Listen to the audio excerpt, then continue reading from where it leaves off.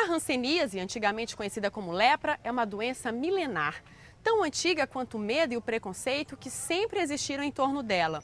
Antes de Cristo, os hansenianos já eram considerados impuros e tinham que viver longe das pessoas sadias. No Brasil, a política de isolamento só foi acabar nos anos 1980. Muitos ex-internos continuam vivendo ao redor das ruínas das colônias de leprosos. Mas os maiores estragos não estão em pavilhões como este, onde viviam os doentes, mas persistem na vida daquelas pessoas que foram obrigadas a viver longe de seus familiares. No Caminhos da Reportagem de hoje, você vai conhecer como funcionavam as colônias de leprosos, a política de isolamento compulsório e a história de pessoas marcadas pelo estigma da hanseníase.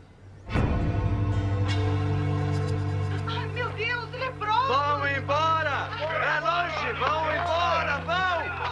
Vão embora! Relatos bíblicos mostram que a chamada lepra era uma maldição. Quem tocasse nos doentes tinha que se purificar, por isso eles viviam em lugares bem isolados, como vales e cavernas. No Antigo Testamento, há um trecho que se refere à lei dos leprosos, que diz que essas pessoas deveriam andar com o cabelo sem pentear, a roupa rasgada e suja, gritando a palavra impuro. Jesus Cristo toma uma atitude ousada para a época e cura 10 leprosos de uma só vez, segundo o Evangelho de São Lucas.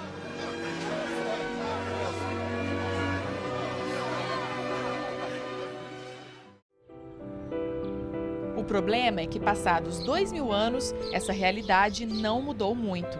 Embora a cura da doença tenha surgido nos anos 1940, as pessoas diagnosticadas com hanseníase no Brasil ainda eram obrigadas a viver em colônias até os anos 1980. Algumas delas eram verdadeiras cidades, com mais de 5.000 habitantes, como a de Betim, em Minas Gerais. A Santa Isabel foi a maior colônia do Brasil, com 5.000 internos. Fundada em 1921, ela foi erguida entre o rio Paraopeba e a Mata Atlântica, o que dificultava a fuga dos hansenianos que não queriam viver no isolamento. Hoje o local é um bairro afastado do centro de Betim. Aqui ainda vivem cerca de 700 ex-internos. É comum ver pessoas nas ruas com as sequelas que surgem quando a doença não é tratada, como deformação ou perda dos dedos. Aqui funcionava o pavilhão das mulheres. Jovens solteiras ou separadas dos maridos e dos filhos pela doença tinham que dividir espaço com outras tantas condenadas ao isolamento perpétuo. O pavilhão dos homens também está aos pedaços. Os prédios abandonados não são sombrios só porque estão em ruínas, mas pelas lembranças que trazem aqueles que passaram por aqui. É o caso de Adilson, que viveu na colônia dos 12 aos 21 anos. Era o lugar onde ficavam aquelas pessoas mais sequeladas possíveis. E a gente vinha fazer uma visita aos domingos, depois da missa, e a gente pensava, a gente era menino ainda, né? A gente pensava assim, será que eu vou ficar assim? Então, assim, era uma tristeza muito grande. Aí a gente, às vezes, começava a chorar. Ver a família era algo raro e cheio de restrições, só por meio do parlatório. Aqui, esse balcão, tinha um grande vidro, né? Grosso, onde que se via para as crianças que viriam visitar seus pais para conversar com seus pais. Esse vidro era para proteger, né, para não ter nenhum contato físico, e porque havia aquele grande medo que a doença era muito contagiosa. A segregação por causa da doença já começava na entrada da colônia, onde, ironicamente, há uma frase em latim que diz: "Aqui ficaremos muito bem". O portão tem 2 guaritas, uma para um funcionário com hanseníase que recebia os novos internos que vinham morar na colônia. E do outro lado, uma segunda guarita para um funcionário que não tinha a doença e que recebia os familiares dos pacientes. Os recém-chegados eram orientados a esquecer o passado e os relacionamentos amorosos que tinham ficado para trás e a recomeçar a vida. Cada um assumia uma função dentro da colônia.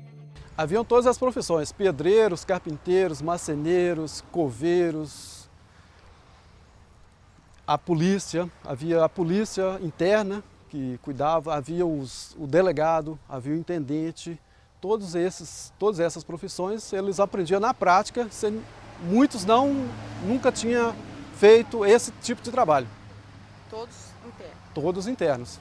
Naquela época, a diversão era muito importante para esquecer os problemas. No Memorial de Santa Isabel, encontramos fotos dos times de futebol, dos concursos de beleza e até objetos de bandas e do cinema na colônia. No teatro, que existe até hoje, havia sempre apresentações. Alguns ex-internos mantêm a tradição com o grupo de seresta Reencontro.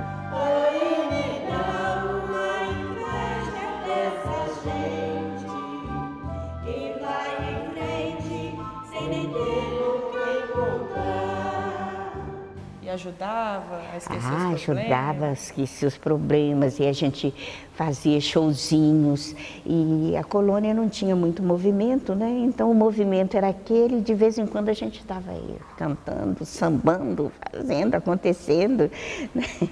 Mas porque não tinha onde ir nem o que fazer. Então a gente arrumava a ocupação daquela forma para evitar ficar pensando demais ou entrar em depressão, né? Eu acredito que é por isso que eu cheguei no 75, porque eu nunca fui deprimida, viu? Mas os artistas expressavam também a tristeza do isolamento. Um deles ficou famoso, Luiz Carlos de Souza, conhecido como Veganin. O apelido vem do nome de um dos remédios que ele tomava. O artista faleceu no início dos anos 1990 e deixou uma obra-prima inusitada, a única série de quadros da Via Sacra em arte contemporânea que se tem notícia dentro de uma igreja. Ao invés de contarem a história da paixão de Cristo exatamente como aconteceu, as telas mostram o sofrimento de Jesus dentro da realidade que o artista enxergava. Aqui é Jesus como um rancenise. A mão é fechada, né? Que ele ataca a mão, vai fechando os nervos, né? Tem um médico, né? A cruz de Cristo é toda de remédio, né? Aqui está a porta da colônia. E ele mistura, né? Então isso é eu classifiquei a obra como surrealismo político, religioso, social.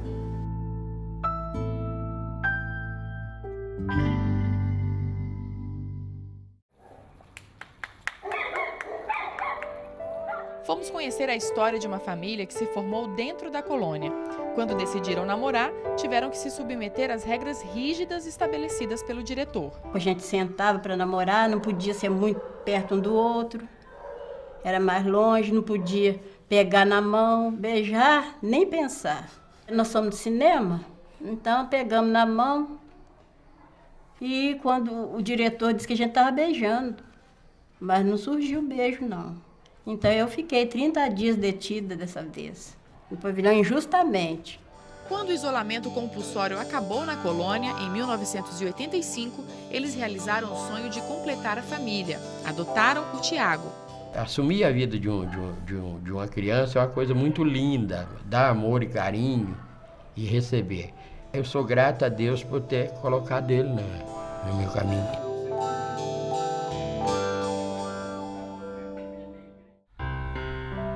No Brasil, o fim da política de isolamento teve como marco a derrubada dos muros que cercavam as colônias. Mas em um lugar, eles ainda estão de pé, na antiga colônia de Antônio Diogo, no município de Redenção, no Ceará. Antigamente, quem vinha para cá chegava no último vagão do trem, reservado só para as pessoas com moléstias contagiosas, e descia nesta estação, que fica a 1 quilômetro do local reservado só para quem tinha hanseníase. Hoje está tudo moderno, nós temos liberdade, a gente pode chegar no comércio, a gente entra no ônibus, a gente faz tudo o que a gente quer e ninguém vê mais isso que tinha primeiro, né? A colônia vivia basicamente da produção rural. Se plantava de tudo. Aqui é uma colônia que as terras são altamente férteis. O que plantar dá. O local está todo conservado com a mesma arquitetura do passado e os prédios continuam em atividade. Muito diferente da antiga colônia do Prata, no município de Igarapé-Açu, no Pará. A colônia do Prata foi inaugurada em 1923 como o primeiro local de isolamento em zona rural do Brasil. Os antigos pavilhões onde viviam os rancenianos chegaram a abrigar mais de 1.500 pessoas. Hoje, eles estão abandonados. A situação não deveria estar assim, já que a colônia pertence ao Patrimônio Histórico Nacional. Depois que o local foi desativado, este prédio ainda serviu como escola, mas a falta de conservação impediu que qualquer atividade fosse desenvolvida por aqui. A construção centenária era o ponto central das atividades do seu Ricardo, que há 30 anos foi o prefeito da colônia. Naquela época, as ordens eram dadas por meio deste alto-falante, que hoje permanece na Praça Central como lembrança. Quais eram as questões que o senhor resolvia? Olha, problema disciplinar, tinha uma delegacia interna, que era subordinada à prefeitura interna, problema de alimentação, qualquer tipo de problema disciplinar, até mesmo entre famílias, o prefeito tinha que resolver. Todas essas histórias nos fazem pensar que a hanseníase ficou no passado, o que não é verdade. No Brasil, surgem mais de 30 mil novos casos por ano. Desses, 8% são crianças. A tendência das crianças estarem sendo acometidas cada vez maior. O que significa isso? Significa que a endemia está descontrolada. Dados da Organização Mundial da Saúde mostram que a Índia é o país com maior índice de novos casos de hanseníase. O Brasil vem em segundo lugar. Mas se compararmos o número de casos com a população total do país, essa ordem se inverte. O Brasil pula para a primeira colocação, com 33 mil atingidos para menos de 200 milhões de habitantes. Na Índia, são 140 mil infectados para uma população bem maior, 1,240 bilhão de habitantes. Nos anos 1990, o governo assinou um pacto internacional firmado entre 122 países para diminuir o índice de ocorrência da hanseníase. A meta era de um caso para cada grupo de 10 mil habitantes. 20 anos depois do pacto, apenas 3 países ainda não atingiram o objetivo: Brasil, República do Congo e Sudão do Sul. Quais são as principais dificuldades? Eu lhe diria que vontade política do gestor municipal de colocar o diagnóstico e tratamento no seu município. Porque isso é um trabalho que a gente tem feito de conscientizar o gestor através do CONASEMS, com a parceria forte do CONASEMS, né, que tem nos apoiado muitíssimo, né, em conscientizar que hanseníase é um problema sério de saúde pública. Outro entrave para a eliminação da doença é a falta de centros de saúde preparados para fazer o diagnóstico e oferecer o tratamento. A gente tem capital brasileira com mais de 2 milhões de habitantes que tem 2 lugares fazendo diagnóstico de hanseníase, diagnóstico e tratamento de hanseníase. Ou seja, isso vamos dizer, é quase acesso inexistente. Fábio conhece bem a dificuldade de se fazer o diagnóstico. Entre idas e vindas a vários hospitais, foram 2 anos para descobrir a hanseníase. Um total que eu fiz de alergia, mais de 20 testes alérgicos. Cheguei a fazer até teste alérgico à televisão. Fiquei na frente da televisão mais de 20 minutos para ver se eu era alérgico à televisão. Enfim, não era alérgico a nada. Quando eu descobri que eu tive hanseníase, que para mim era um desafio, eu falei, não, agora eu vou até o final. A hanseníase é provocada por uma bactéria. Quando ela entra no organismo, fica incubada em média por 5 anos. Mas os sintomas podem levar até 20 anos para aparecer. A fase inicial da doença é caracterizada por manchas claras ou avermelhadas. Nessas áreas, a pessoa perde a sensibilidade. Em seguida, a hanseníase ataca os nervos nas extremidades do corpo, como as mãos, os pés e as orelhas. À medida que a bactéria atinge os nervos, os músculos atrofiam e os dedos podem ficar curvados. Se não tratada, a doença leva a lesões severas, o que pode até provocar a perda dos membros. Uma combinação de 3 medicamentos ataca a bactéria e cura definitivamente o paciente. É a chamada poliquimioterapia. O tratamento pode levar até 1 ano. Atualmente, o diagnóstico é feito com a retirada de pedaços de tecidos da pele infectada. Eles são analisados em microscópio para identificar a presença da bactéria. Mas já existe nos Estados Unidos um novo teste. Uma gota de sangue do paciente é colocada numa fita com um reagente. O resultado é parecido com o de um teste de gravidez. 2 linhas indicam positivo para a doença. Uma linha significa negativo. O resultado sai em menos de 10 minutos e, em muitos casos, detecta a hanseníase antes dos sintomas aparecerem. A doença só é transmitida após um contato próximo e prolongado com o paciente, mas a maioria das pessoas tem uma resistência natural à bactéria. Estima-se que 90% da população mundial seja imune à hanseníase. A gente tem geneticamente uma resistência natural contra a doença. A gente nasce com essa capacidade de defesa. Então, se estima mais ou menos em torno disso, é uma estimativa, que cerca de 10% não teriam essa resistência, ou seja, 90% se defendem adequadamente. Se o diagnóstico da doença for tardio, a pessoa, mesmo depois de curada, ainda tem que enfrentar as sequelas e até reações dos próprios anticorpos. Ela pode ter um dano nos nervos, ficar com uma perda de movimento, uma garra, alguma sequela física, e ela vai ter que precisar de reabilitação física, emocional, psicológica, para amenizar essa sequela. A outra são sequelas de reações, né, inflamatórias que o próprio organismo tentando se defender, que pode estar atacando restos da bactéria morta que ainda estão presentes naquele tecido. Esses fenômenos inflamatórios não são bem sequelas, são complicações pós-tratamento e podem durar por até 7 anos em média. Foi o que aconteceu com o André. Ele pegou a hanseníase do avô, mas os dois demoraram muito a descobrir que estavam com a doença. André está curado, mas as dores continuam e ele vai ter que operar o nervo sequelado. Estou com o nervo muito inflamado. As dores começaram a aparecer com mais frequência e mais intensidade. Como vivem os ex-internos das colônias e os familiares deles? Vejam no próximo bloco.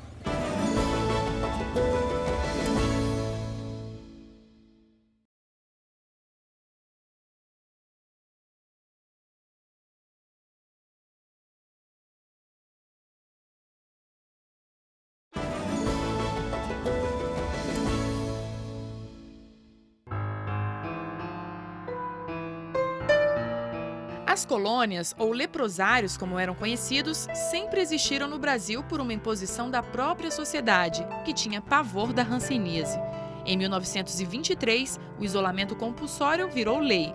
O governo se comprometeu a construir e estruturar colônias por todo o país.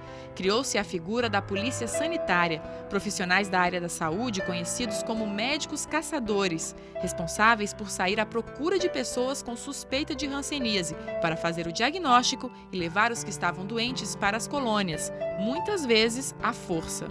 Até crianças eram recolhidas pela polícia sanitária e algumas delas nunca mais viam os pais.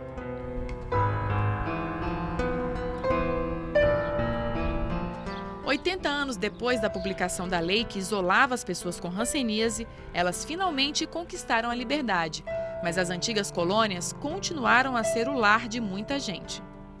Quando o regime de isolamento compulsório acabou, muitos ex-internos não tinham para onde ir. Aqui em Marituba, no Pará, alguns continuaram no mesmo lugar. Os antigos pavilhões das colônias se transformaram em moradias. Hoje, 72 pessoas que tiveram hanseníase moram aqui no abrigo João Paulo II. O local é mantido pelo governo. Todos têm acompanhamento médico para cuidar das feridas, que costumam aparecer principalmente nos pés que ficaram com sequelas, e para o trabalho de reabilitação. Um dos quartos mais arrumados do abrigo é o do seu Raimundo. Aqui ele tem tudo o que precisa: os livros preferidos, conforto e tranquilidade. Seu Raimundo chegou a morar em Belém, mas voltou para cá para ter um tratamento adequado. Eu tinha um ferimento no pé e já estava levando mais de ano para sarar. A tendência era piorar, como vinha piorando. Eu não conseguia, numa casa de saúde em Belém, um hospital, que me desse condição de passar mais tempo lá, 1 mês, 2, 3. Aqui eu posso passar até 1 ano, se for preciso, para sarar um ferimento. Coisa que lá eu não podia. Um dos primeiros moradores da antiga colônia de Marituba foi o seu Benedito. Ele foi internado em 1943, aos 14 anos. Chegou por aqui assustado com a doença e se recusava a tomar a medicação. No dia que eu fui estrear, o doutor me deu pela primeira vez a sulfa, eu cheguei no pavilhão, mostrei para os meus colegas, né? O cara, em vez de incentivar, tirar, e tu vai tomar isso? Fulano, quando começou a tomar, antes de tomar, era perfeitinho. Aí amostravam bem aleijado, né? Depois que ele tomou isso, olha como ele ficou. Eu passei 2 anos sem tomar.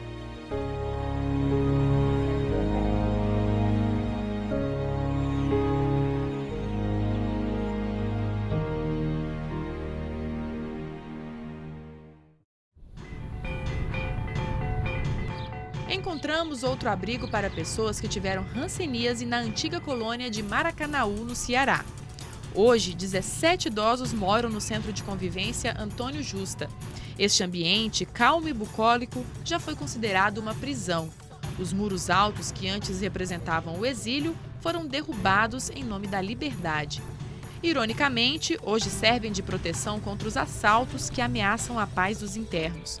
Passeando pelo abrigo, um quarto chama a atenção pelo colorido, pelo brilho e pela riqueza de detalhes da decoração, toda em trabalhos artesanais. A artista é a própria dona do quarto, Dona Maria da Conceição, de 82 anos. Na mão dela, tudo vira artesanato. Se a gente deixasse, até o microfone ia se transformar em obra de arte. Parecido um cachorrinho mesmo. Botasse os olhos colando, né? Botasse o olhinho. Um cachorro. Prazer, viu? Foi igual mesmo. Por trás de tanta criatividade e simpatia, há uma história triste. Dona Conceição foi afastada dos pais aos 7 anos para ser internada na colônia e nunca mais voltou para casa. Depois, Dona Conceição descobriu que não precisava ter passado por nada disso, porque, na verdade, nunca teve hanseníase. Por causa dessa mancha que apresentou no braço. Eu estava na creche, lá no Doutor Diogo. A irmã ficou logo apavorada, né? Aí o médico andou por lá e a irmã foi, apresentou a ele, né? E ele achou que era doente, aí me colocou lá no leprosário. Hoje, as melhores amigas de Dona Conceição são as cuidadoras dos idosos. Algumas delas trabalham aqui desde a época do isolamento compulsório. Elas quebravam as regras da colônia que não permitiam a entrada de pessoas sadias. Maria, o que você fazia aqui na época que esses pavilhões ainda eram de isolamento compulsório? Eu ia no quarto deles, né, nas enfermarias, aí tinha uma louça, uma coisa para fazer. Aí eu ajudava elas a fazer um café. Aí eu ajudava elas a fazer o café, nós íamos merendar. Não. E você não tinha medo de pegar hanseníase? Nunca tive. Não. E por que você vinha para esse lugar? Porque meu pai morava aqui dentro, aí eu morava em Fortaleza. Quando eu chegava aqui, meu destino era de andar aqui dentro, olhar eles tudinho. E você, Antônia, por que você decidiu continuar como uma cuidadora de pessoas que tiveram hanseníase? Porque eu peguei muito amor a eles, né? E eles pegaram a mim, a gente formou uma família. Aí nessa época não tinha enfermeiro, né? Eu dava banho neles, dava a alimentação deles, iam pegar comida, estava na boca dos pacientes deles que não tinha mão para pegar, né? Aí pronto, aí se pegou a mim, a gente formou uma família.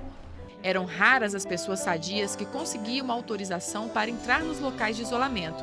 Normalmente, quem tinha acesso eram alguns médicos e religiosos. Frades franciscanos iam morar junto com os doentes. É o caso do Frei Basílio. São Francisco era um jovem ambicioso, né? Ele tinha medo e repugnância dos ancenianos, dos leprosos. Ele mesmo falava isto. Mas começou a contemplar Cristo crucificado, então via uma certa identificação entre Cristo e aquele homem lá excluído da sociedade. Então um dia ele desce do seu cavalo, abraça aquele homem, o beija e começa a cuidar dos leprosos.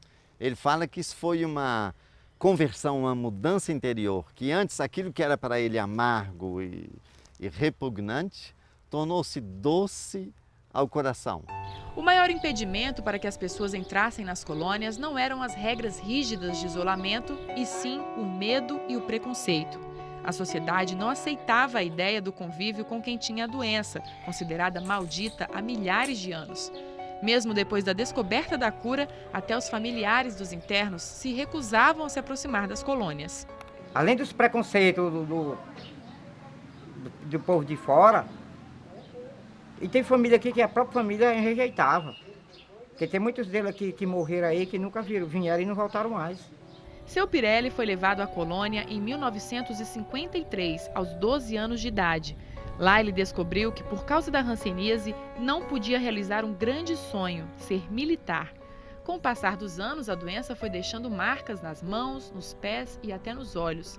Hoje, cego e na cadeira de rodas, seu Pirelli percebe que carregou o preconceito nas costas ao longo de toda a vida. Mas isso nunca o impediu de ser feliz. Bebo cerveja, bebo uísque, bebo, socialmente bebo. Custa a vida, curto. Pulo a cerca, pulo. Vou para a seresta? Vou. Só tem uma coisa que eu gostava que não posso fazer hoje. É dançar forró. É essa a vida do Pirelli. Essa é a vida do pneu Pirelli. Carequinha, mas está rodando nesse Brasil afora, Manuela. Outro que queria ser militar era o seu Jovino Augusto, que mora na antiga colônia Tavares de Macedo, na cidade de Itaboraí, no Rio de Janeiro.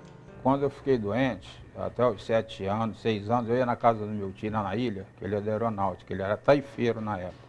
Agora ele está reformado. Eu ficava sonhando, falava com minha mãe, eu vou crescer, eu vou entrar aí, vou entrar nessa farda, entendeu? Mas surgiu a doença, né? Acabou com o meu sonho, né? As manchas de hanseníase surgiram aos 7 anos de idade. Aos 11, ele foi internado e em poucos anos teve alta. As sequelas vieram muito tempo depois, por causa de outra doença, a diabetes. Mas aos 18 anos, Jovino se sentia preparado para o serviço militar, depois de ter passado por todas as etapas do tratamento da hanseníase.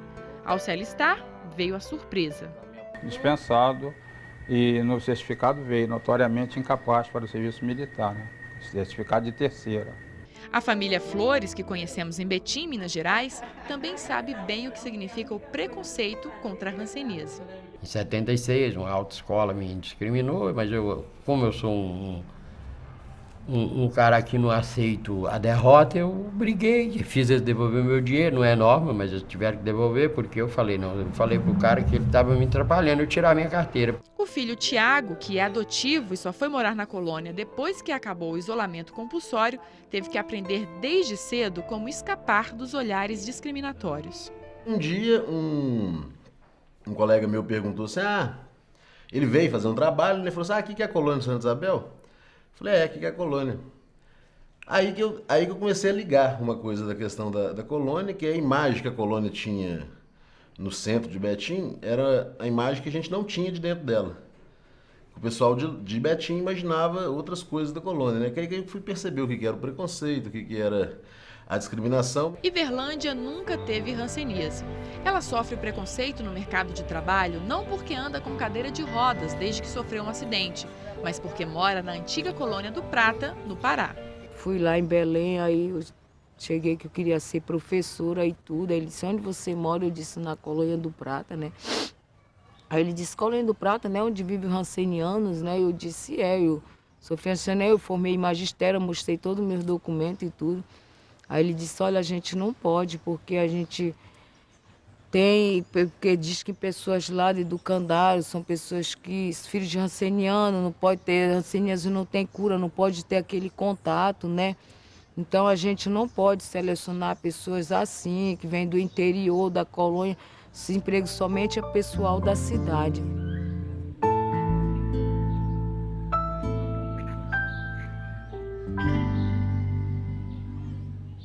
Engravidar na colônia era um drama. Nenhuma mulher podia ficar com o filho no isolamento para não contagiá-lo com hanseníase.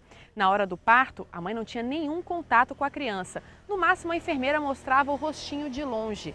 Os bebês eram trazidos para abrigos como este, feitos somente para filhos de internos. As crianças eram chamadas de ninhada de leprosos e os abrigos eram os educandários ou preventórios. De lá, algumas delas conseguiam sair para a casa de parentes. Outras eram colocadas para a adoção, sem o consentimento dos pais internados nas colônias. Os filhos de uma mesma mãe, muitas vezes, eram espalhados sem controle nem registro, o que dificultou muito o reencontro dessas famílias anos depois, quando o isolamento compulsório acabou.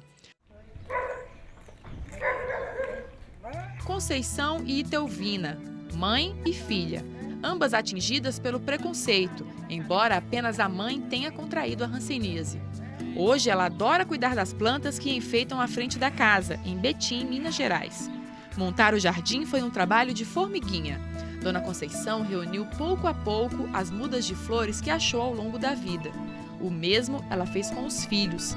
A busca foi árdua e, embora tenha conseguido reunir quase toda a família, seu coração de mãe ainda amarga a falta de um dos filhos que nunca apareceu. Quando o menino acabou de nascer assim, ela disse assim, é uma pena, Conceição, seu menino é tão bonito, tão forte, mas você não vai poder ficar com ele. Você vai sentir essa tristeza de você ter carregado ele 9 meses, mas você não vai poder ficar com ele. Aí eu disse para ela assim, ô dona Nália, deixa eu ver pelo menos ele aqui no braço da senhora, já que eu não posso encostar nele, traz aquele aqui para mim, que eu quero ver o rostinho dele, quero ver como é que meu filho é. Não vi nada, não sei como. Aí ela falou assim, de longe, só de longe. Virou a cabecinha dele assim, de banda assim, eu olhei assim, senti uma tristeza profunda. E fiquei triste, fiquei muito triste de saber que eu tinha um filho que ia sumir de mim, que eu nunca ia saber dele, como eu não sei até hoje. Dona Conceição teve o bebê em 1959 e nunca conseguiu pistas do paradeiro dele. Uma separação que fizeram com nós nessa época, pior do que os escravos, sabe? Porque os escravos viviam lá nas coisas deles lá, mas viviam com a família. E os doentes tinham que separar de tudo. Eles isolavam a gente de tudo. O drama se repete na vida de Dona Antônia. Quando foi morar na colônia de Betim, também viu a família ser dividida.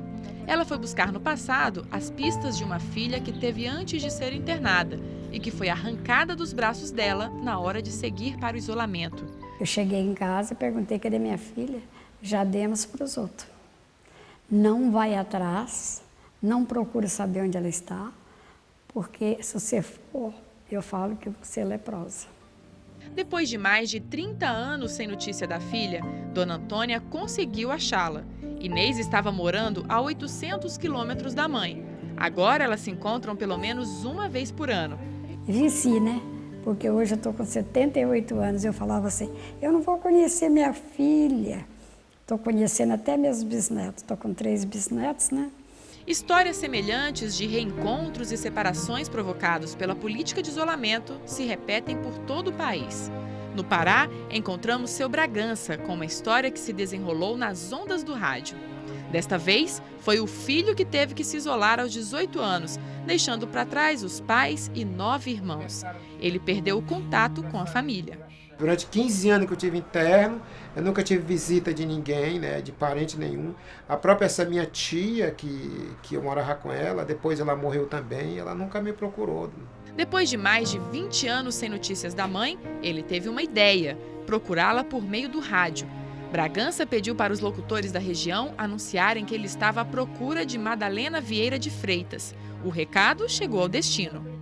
Eu conhecia uma senhora que era da rádio, né, da educadora, e eu conversando com ela, falei esse fato que estava acontecendo comigo, e ela me citou esse programa que tinha, e eu fiz uma cartinha, né, e a minha mãe lá em Altamira, onde ela morava, estava com o radinho ligado e pegou a mensagem, né. Seu Bragança tratou logo de recuperar o tempo perdido e trouxe a mãe para morar com ele. Os dois conviveram por 5 anos, até a morte dela. No próximo bloco, você vai conhecer a luta em busca da reparação dos danos causados pela política de isolamento nas colônias.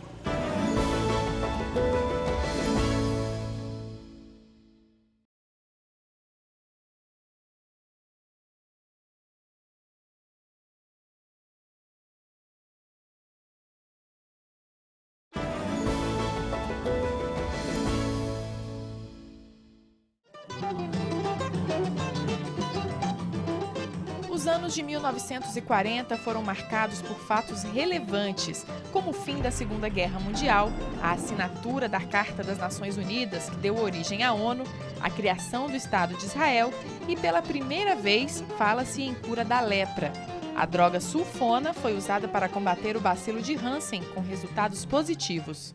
Com o advento da sulfona, o Ministério da Saúde passou a divulgar que o paciente poderia ser curado, ou pelo menos ter a sua doença paralisada, que proporcionaria a ele a possibilidade de voltar ao convívio social. Mas na prática o isolamento continuou. Em 1954, a Organização das Nações Unidas lançou um tratado internacional para que os países se comprometessem a não mais separar os filhos dos pais que tinham hanseníase. O Brasil assinou o documento. José Ademilson é a prova de que o tratado não foi respeitado. Se o Brasil tivesse cumprido a determinação, eu não estaria hoje sido separado dos meus pais. Porque se o tratado foi em 54, eu nasci em 72, então não tinha por que ter se separado se o Brasil tivesse cumprido a determinação da ONU. Em 1962, um decreto estabelece a internação apenas para os pacientes que estivessem com a doença em estágio avançado, na forma contagiosa. Em 1976, uma portaria do Ministério da Saúde determina o fim do regime de isolamento compulsório. E, mais uma vez, as normas não são colocadas em prática. A maioria das colônias só libertou os internos em 1986, 40 anos depois da descoberta da cura da hanseníase. Comenta-se que um dos motivos foi que no início da década de 40, final de 30, início de 40, o governo fez um investimento muito grande na área de saúde, construindo colônias de isolamento em vários estados do país. E que diante desses gastos, ele preferiu manter esse local de isolamento. Apesar desse desenvolvimento, não só da terapêutica, como do saber científico, o Brasil continuou isolando, até 1962, quando uma lei põe fim ao isolamento. E a gente sabe, através de relatos, que em diferentes pontos do Brasil, o isolamento teve continuidade. Por quê? Porque o paciente não tinha para onde ir, era lá que era o único local que tinha tratamento, enfim, a sociedade dá continuidade àqueles processos que sempre ocorreram, pega o doente e manda para lá. O Brasil levou tanto tempo para eliminar o isolamento que acabou assumindo o dever de reparar os danos causados a todos os que viviam na condição de marginalidade. Em 2007, uma caravana com 200 pessoas atingidas pela hanseníase veio aqui ao Palácio do Planalto. Eles cobraram do então presidente Lula a resposta a uma antiga reivindicação: o direito à indenização das vítimas que sofreram com a política equivocada de segregação nas colônias. Um mês depois, o pedido foi atendido. No dia da assinatura da nova lei, a caravana voltou a Brasília para assistir à cerimônia. Era 24 de maio de 2007. O Brasil dava o primeiro passo concreto para resgatar sua dívida com essas pessoas e tornava-se o segundo país a reconhecer o direito à reparação pelos danos causados. Antes disso, apenas o Japão havia concedido indenizações. A medida provisória 373 estabeleceu pensão mensal e vitalícia às pessoas submetidas à internação compulsória. Na época, o valor era de R$ 750. Hoje, com as correções, a indenização já passa de R$ 1.000. Seu Pirelli estava lá na primeira fila e até discursou. Ele sente que a justiça foi feita e o dinheiro o ajuda a ter uma vida mais digna. Em nome de todos os companheiros que aqui não puderam estar presentes, estão nos seus leitos, abandonados dos seus familiares, não abandonados por Deus. E que sonha com essa realidade que acabou de se concretizar, que foi essa assinatura desse grande projeto que vai trazer, sim, presidente, grandes benefícios para todos nós. Por trás de toda a mobilização pelas indenizações, há um grupo organizado, o Movimento de Reintegração das Pessoas Atingidas pela Hanseníase, o MORHAN. A entidade, que foi criada em 1981, luta pelos direitos dos ex-internos das colônias e seus familiares. Nenhuma indenização vai pagar o que essas pessoas passaram, o que elas perderam nas suas infâncias, mas com certeza ela é um pedido de desculpas formal da sociedade brasileira com o que foi feito com elas. O MORHAN também desenvolve atividades voltadas para a eliminação da hanseníase por meio de campanhas de esclarecimento sobre a doença e sobre o tratamento. O movimento recebe o apoio de gente famosa. O cantor Ney Matogrosso conta que no início se surpreendeu com a falta de informação sobre a doença. Eu comecei a fazer no Brasil campanhas estaduais, já que não havia uma campanha, né, federal, assim. Eu comecei a fazer campanhas estaduais e era uma loucura, porque cada vez que a gente fazia uma campanha, o que aparecia era um número extraordinário assim, de pessoas doentes, né? Que sequer sabiam que estavam doentes. Garoto propaganda oficial do MORHAN, Ney faz questão de esclarecer. E as pessoas têm que saber que a doença não passa. Você pode abraçar uma pessoa com hanseníase, você pode cumprimentar, você pode beijar. A hanseníase é transmitida, se a pessoa estiver tomando remédio, ela não contamina mais. Basta a primeira dose do remédio e ela para de contaminar as outras. O Mohan continua acompanhando o processo de concessão de indenizações aos ex-internos das colônias. Para conseguir a pensão, a pessoa precisa enviar toda a documentação que comprove o período de isolamento à Comissão Interministerial de Avaliação da Hanseníase, que foi criada especialmente para analisar caso a caso. Januário Silva Fonseca foi deferido. Desde 2007 até hoje, a comissão já recebeu cerca de 12 mil processos. Mais de 10.200 foram avaliados e desses, 8.500 foram aprovados.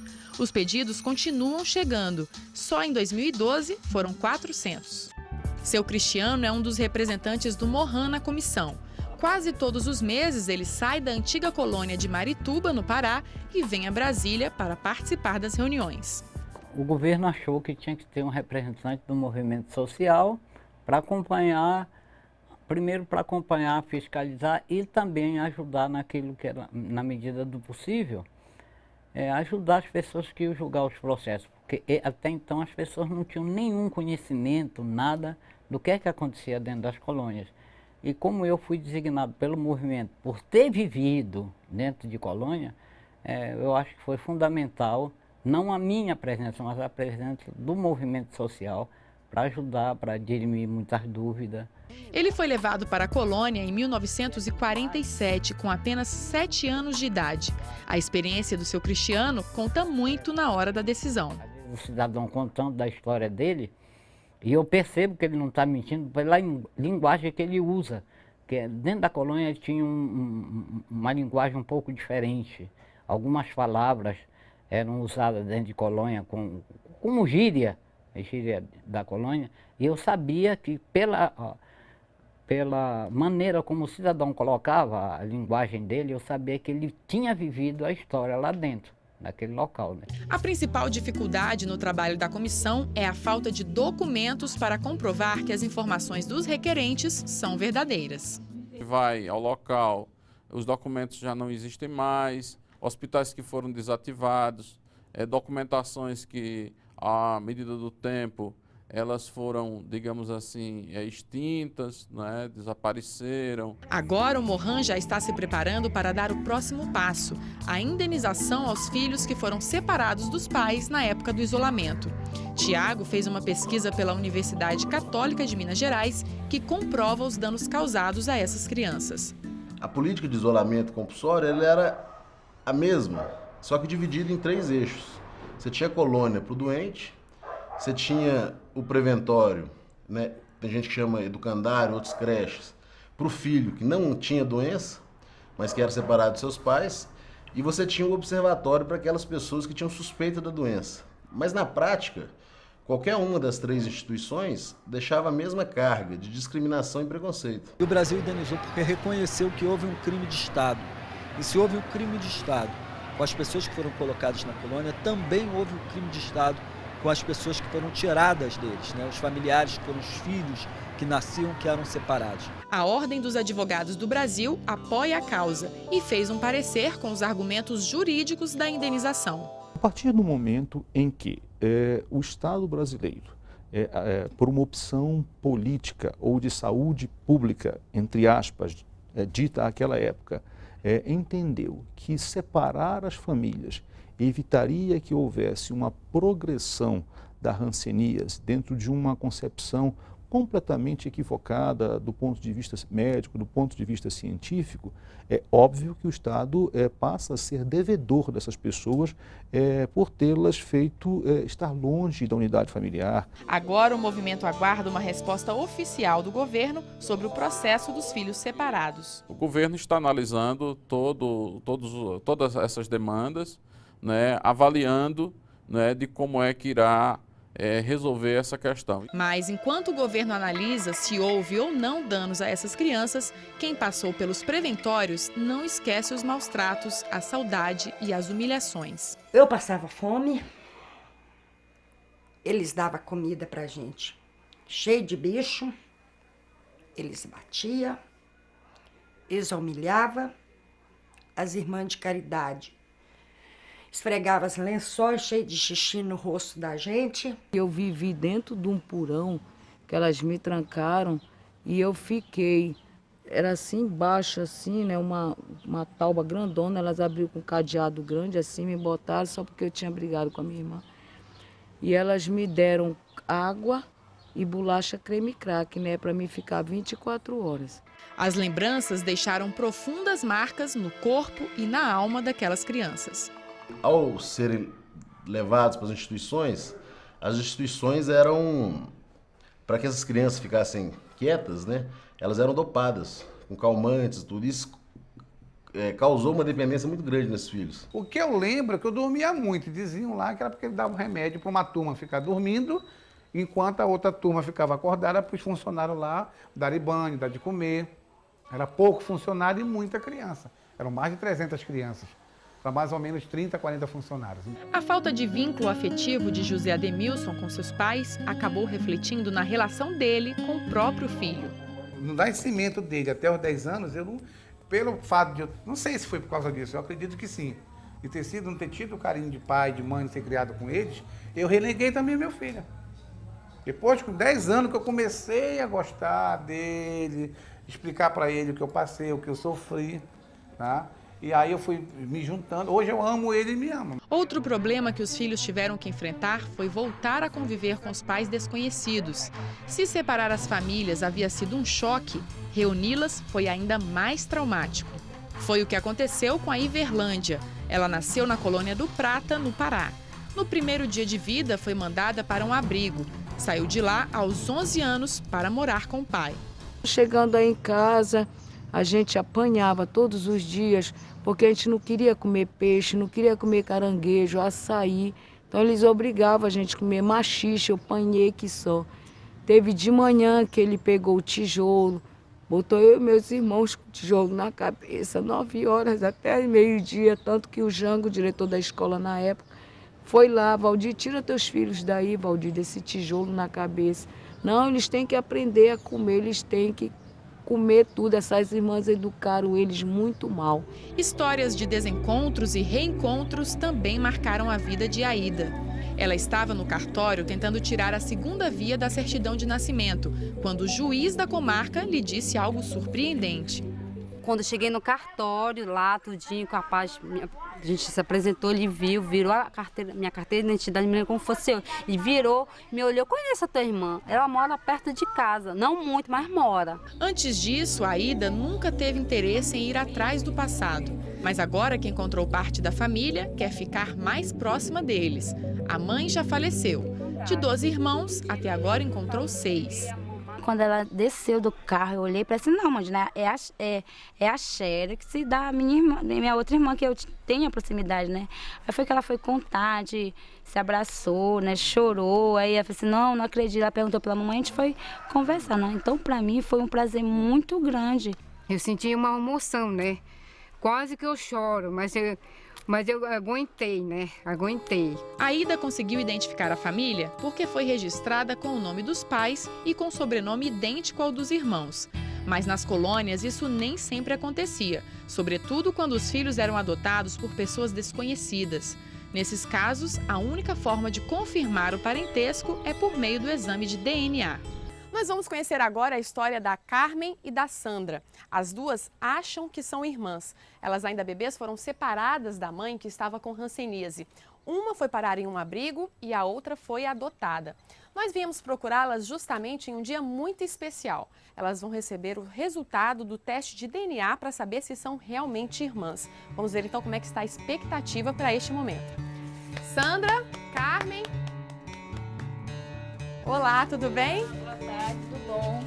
Manuela, prazer. Olá, tudo bem? De cara, percebemos que as duas não têm muito entrosamento.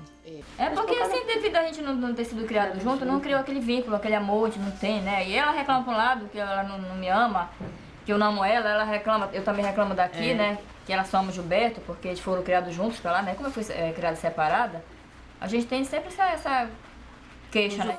O resultado do teste de DNA vai ser divulgado em uma reunião do Movimento de Reintegração das Pessoas Atingidas pela Hanseníase, em Marituba, no Pará. Os exames são realizados de graça por meio de uma parceria entre o MOHAN e o INAGEMP, o Instituto Nacional de Genética Médica Populacional. Mais de 200 pessoas já colheram a saliva para fazer o teste. Dos vários locais que a gente já passou, a gente vê as histórias que as pessoas convivem achando que são parentes ou na dúvida se realmente são. Na hora que esse resultado vem e eles têm uma confirmação, parece que eles têm um certo alívio, que tudo que eles viveram não é mentira, que eles conseguiram realmente obter. O INAGEMP vai entregar o resultado de exame da Carmen com a Sandra e vocês vão descobrir agora oficialmente se são irmãs ou não. A probabilidade, antes de ser irmãs, é 50%, né? Ou era ou não era. E aqui diz que vocês, com 99,9% de certeza, são irmãs. Pronto. Oficialmente, Sandra e a Carmen acabam de saber que são oficialmente irmãs. E, finalmente, o sentimento entre as duas aparece. A hanseníase e a política de isolamento conseguiram destruir muita coisa. Os vínculos familiares, a liberdade e os sonhos. Mas não destruíram a esperança e a vontade de ter uma vida normal. Muitas cicatrizes vão ficar gravadas nas vidas dessas pessoas. Não há como apagá-las. Mas os problemas não são maiores que o desejo de viver dias melhores.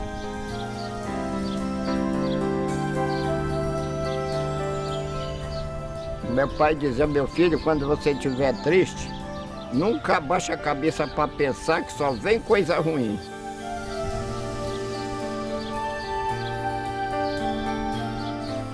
Sou feliz. Eu tenho felicidade para dar àquelas pessoas que acham que não é feliz, que se dizem felizes. E eu tenho para dar, dividir com essas pessoas um pouco de felicidade.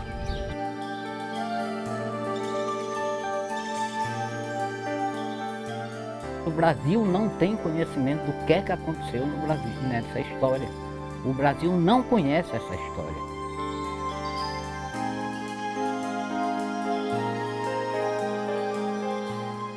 Te amo tanto, mãe. Te amo muito também, filha.